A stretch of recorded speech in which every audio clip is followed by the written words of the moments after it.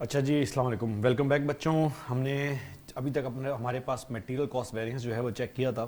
Sir ये वही सवाल है जो आपने एग्जाम्पल नंबर 4 में देखा था, लेकिन एग्जाम्पल नंबर 5 में I am not expanding it into a new domain.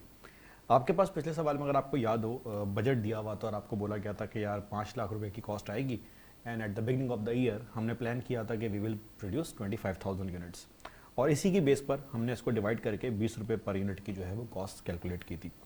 Sir ये जो 20 रुपये पर यूनिट की कॉस्ट आपको मैंने पर यूनिट की फॉर्म में दी है, यकीनन इसका कोई ब्रेकअप भी होगा।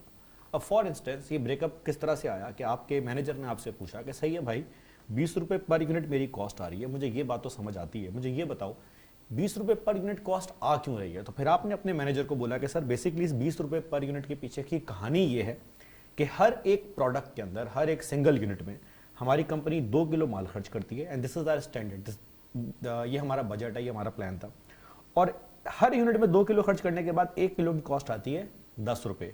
तो बेसिकली आपके मैनेजर ने आपसे ब्रेकअप मांगा और आपने अपने मैनेजर को यह बताया कि सर ये जो ब्रेकअप मेरे पास आ रहा है ये कुछ इस तरह से बन रहा है कि हर यूनिट में 2 किलो खर्च हो रहे और हर एक केजी की कॉस्ट मेरे पास 10 रुपए आ रही है।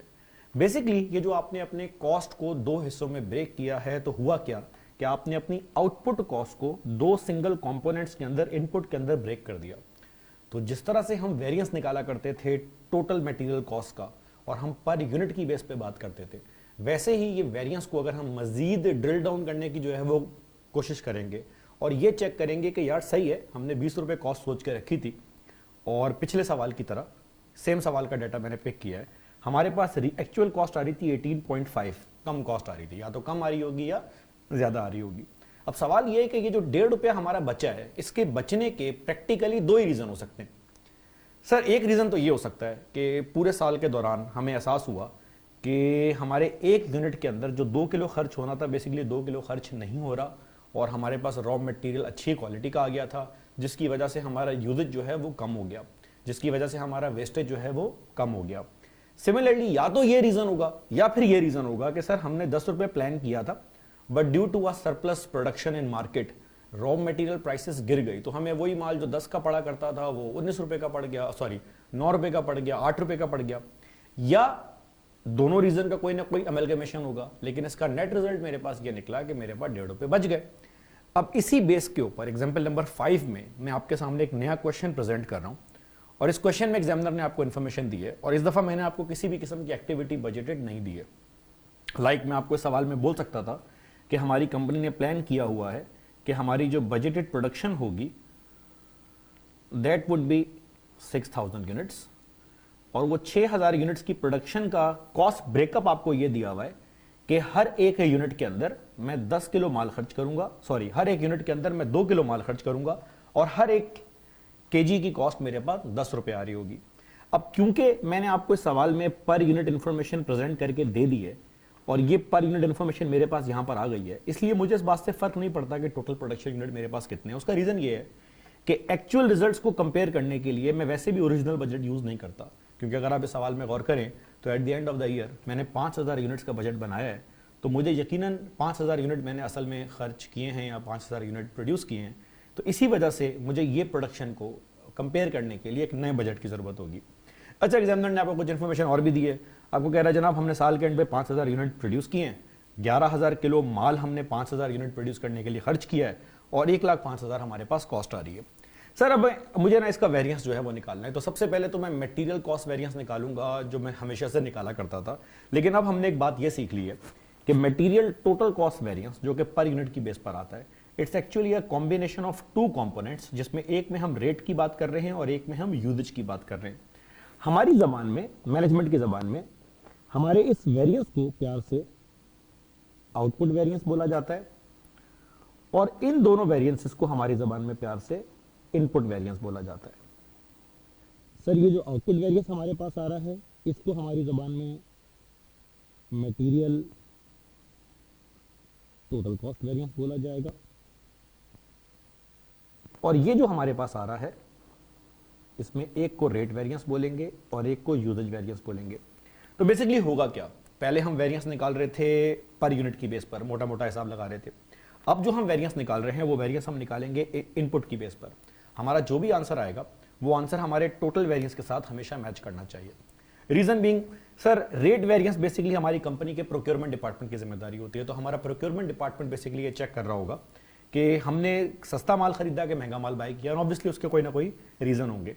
सर यूजेज जो है वो जिम्मेदारी होती है प्रोडक्शन डिपार्टमेंट की। तो अगर आपके दिमाग में सवाल आ रहा है which is a very valid question कि सर इन वेरियंस को ब्रेक करने का रीजन क्या है, तो भाई ब्रेक करने का बड़ा अच्छा रीजन ये है कि अब मैंने 20 रुपए पर यूनिट कॉस्ट एज्यूम कर जो है वो की थी साल के स्टार्ट में, रियल रिजल्ट में 18 रुपए आ गई, 22 रुपए आ गई, 23 रुपए आ गई। Now I need to apportion the mistake on the appropriate department individual कि सही है 20 रुपए की कॉस्ट थी, 22 रुपए आ गई, नुकसान हो गया, लेकिन ये 2 रुपए का नुकसान क्यों हुआ?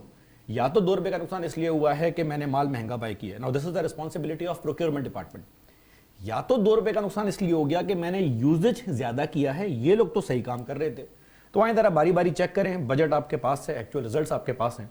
मैं सबसे पहला काम ये करता हूं कि मैं सबसे पहले आपके पास यहां पे कैलकुलेट कर लेता हूं, यहां पर कैलकुलेट कर लेता हूं material total cost variance. Now sir, material total cost variance निकालने के बहुत सारे हल हैं। अभी मैंने आपको पिछले 2 सवालात के अंदर सिखाया, हम इसको अपनी मर्जी से जो है वो दोनों फॉर्म के अंदर कैलकुलेट कर सकते हैं। सर सबसे पहले मैं इसको इजी फॉर्म के अंदर कर रहा हूं, बजटेड इंफॉर्मेशन की बेस पर। मेरे पास बजटेड कॉस्ट दी गई थी 20 रुपए पर यूनिट, तो मैंने सोच के रखा हुआ था कि मेरे 1 यूनिट की कॉस्ट 20 रुपए आएगी, which is a given information in this question. अब सर दूसरी चीज मुझे जो है वो जरूरत है एक्चुअल कॉस्ट की, मेरी एक्चुअल कॉस्ट पर यूनिट आ क्या रही है। अब एग्जामिनर ने यहाँ पे एक्चुअल कॉस्ट का डेटा आपको प्रेजेंट करके कुछ ब्रेकअप करके जो है वो दिया हुआ है। एग्जामिनर आपको बोल रहा है कि यार 1,05,000 रुपए आपने खर्च किए हैं, और इस 1,05,000 में 11,000 किलो माल खर्च किया है, और इस सबको मिला मिलू के आपके पास 5,000 यूनिट की प्रोडक्शन हो रही है। तो सर मैं एक काम करूंगा कि मैं एक्चुअल कॉस्ट कैलकुलेट करने के लिए अपने पास एक छोटी सी वर्किंग कर लूंगा कि 1,05,000 की कॉस्ट मेरे पास आ रही है for a total of 5,000 units, जिसका मतलब ये बन गया कि 1,05,000 रुपए खर्च करने के बाद मैंने 5,000 यूनिट प्रोड्यूस किए।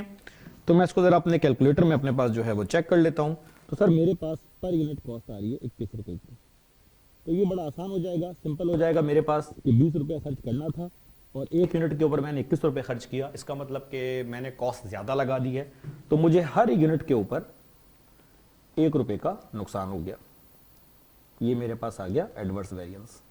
लेकिन सर मुझे तो टोटल कॉस्ट निकालनी है, ये देखना है कि टोटल इंपैक्ट कितना आया है।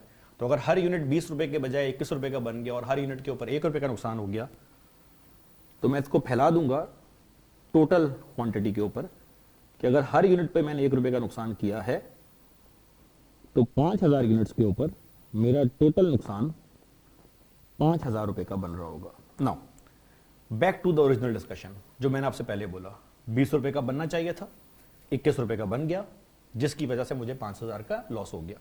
अब ये जो 5,000 का नुकसान मुझे हुआ है, इसके 2 रीजंस होंगे। या तो मैंने माल ज्यादा यूज किया जिसकी वजह से मुझे 5,000 का लॉस हुआ, या फिर मैंने माल तो सही यूज किया लेकिन मैंने महंगा माल बाय कर लिया। तो सर अब मैं क्या करूंगा, मैं इस वेरिएंस को इसके कंपोनेंट्स के अंदर ब्रेक करूंगा और मैं निकालूंगा रेट वेरिएंस और यूजेज वेरिएंस। तो आइए जरा बारी बारी बात करें। सर मैं इसी सवाल का आपके पास रेट वेरिएंस जो है वो कैलकुलेट करने की कोशिश कर रहा हूं। ये मेरे पास यहां पर आ गया material rate variance which is the responsibility of procurement department. ये बातें माइंड में रखिएगा, ये हमें थ्योरी के अंदर काम आना स्टार्ट हो जाएंगी, क्योंकि एग्जामिनर अक्सर औकात आपसे ये पूछ रहा होता है कि वेरिएंस का रीजंस क्या क्या हो सकते हैं, कि वेरिएंस क्यों आया है और उसको आपने किस तरह से पूरा करना है। सर मटेरियल रेट वेरिएंस की बात करेंगे बिल्कुल वैसे ही जिस तरह हमने इस वाले वेरिएंस की बात की। मैं यहाँ पे 2 कॉस्ट निकालूंगा, एक आपके पास निकालूंगा बजटेड कॉस्ट, लेकिन इस दफा फर्क यह आ जाएगा कि क्योंकि मैंने पहले पर यूनिट की बेस पे निकाला था, टोटल वेरिएंस निकाला था, तो पर यूनिट की बेस पर होगा। अब जो मैं निकालूंगा वो केजीज की बेस पर होगा। तो ये मेरे पास आ गई है बजटेड कॉस्ट, जो कि सवाल में मुझे दी हुई थी 10 रुपए पर केजी। सर दूसरी मेरे पास आ जाएगी एक्चुअल कॉस्ट। अच्छा, एक्चुअल कॉस्ट मुझे अब क्योंकि पर केजी की फॉर्म में चाहिए, तो पर केजी की फॉर्म में निकालने के लिए भी मैं सेम काम करूंगा। मैं अपने पास यहां जाकर 1,05,000 की कॉस्ट को डिवाइड कर दूंगा 11,000 केजीज के साथ। तो simple as that, rate variance is very much like his father. वहां पर आप पर यूनिट की बेस पे कॉस्ट निकालते थे, यहां पर केजी की बेस पे कॉस्ट निकालेंगे। तो सर जब मैं ये कॉस्ट निकाल रहा हूं तो मेरे पास कॉस्ट आ रही है 9.545। इसका अफेक्टिवली मतलब ये हुआ कि मेरा procurement department effectively speaking was more efficient. जो माल 10 रुपए पर केजी का बाय करना था वो उसने 9.5 का बाय किया। तो सर अगर उसने ये माल 9.5 का बाय किया, इसका मतलब ये हुआ कि 1 केजी के ऊपर उसने आपको 0.45 सेंट अर्न करके दिए। लेकिन ये बेनिफिट 1 किलो के ऊपर है, 45 पैसे आपको 1 किलो के ऊपर सेव हो रहे हैं।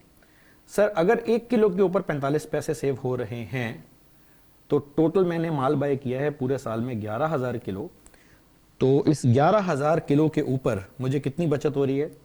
सर इस 11,000 किलो के ऊपर मुझे बचत हो रही है 5,000 की फेवरेबल वेरिएंस।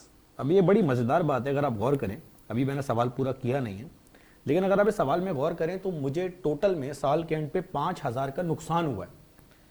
लेकिन उस नुकसान को चेक करने के बाद जब मैं प्रोक्योरमेंट डिपार्टमेंट का रेट वेरिएंस निकाल रहा हूं तो मुझे पता चल रहा है कि 5,000 का फायदा हुआ है। माल आपने सस्ता बाय किया। इसका ऑब्वियस मतलब यह है कि अगर सस्ता माल बाय करके 5,000 रुपए बचाने के बाद भी at the end of the day आपको 5,000 का नुकसान हो रहा है तो आपने यूजेज जो है वो अच्छे से नहीं करी। तो सर अब हम दूसरा वेरिएंस कैलकुलेट करने जा रहे हैं, which will be material usage variance. ये देखने के लिए कि हमने ज़्यादा क्वांटिटी तो इस्तेमाल नहीं कर ली, अपेरेंटली इट लुक्स लाइक कि हमने ज़्यादा क्वांटिटी यूज़ की है। तो आए ज़रा इसको चेक करें मेरे भाई। हर यूनिट के अंदर आपने प्लान किया था कि आपने 2 किलो माल खर्च करना है। अब 2 यूनिट बनाते तो 4 किलो माल खर्च करना है, 3 बनाते तो 6 किलो माल खर्च करना है। मैंने बनाए हैं 5,000 यूनिट। तो 5,000 का मतलब ये हुआ कि 2 किलो के हिसाब से मुझे 10,000 किलो माल खर्च करना था और मैंने खर्च कर दिया 11,000 किलो। अब इसी इंफॉर्मेशन को मैं प्रेजेंट करूंगा कुछ इस फॉर्म के अंदर कि 5,000 units, actual units, they should take 2 kilo के हिसाब से 10,000 किलो। लेकिन वही 10,000 किलो का काम हमारे प्रोडक्शन डिपार्टमेंट ने 11,000 किलो के अंदर किया, जिसका हमें नुकसान हो गया 1,000 किलो का। अब वेरिएंस क्योंकि पैसों में रिपोर्ट किया जाता है तो 1,000 किलो के नुकसान का मतलब ये हुआ कि 1 किलो जो 10 रुपए का था वो हमें नुकसान दे रहा है 10,000 रुपए का। तो अफेक्टिवली हुआ क्या कि हमारे प्रोडक्शन डिपार्टमेंट ने 10,000 का नुकसान कर दिया माल ज्यादा वेस्ट करके, जिसका रिजल्ट ये निकला कि वो जो 5,000 हमने बचाए थे वो भी हमारी जेब से बाहर निकल गए और at the end of the year हमें 5,000 का लॉस हो गया। Thank you.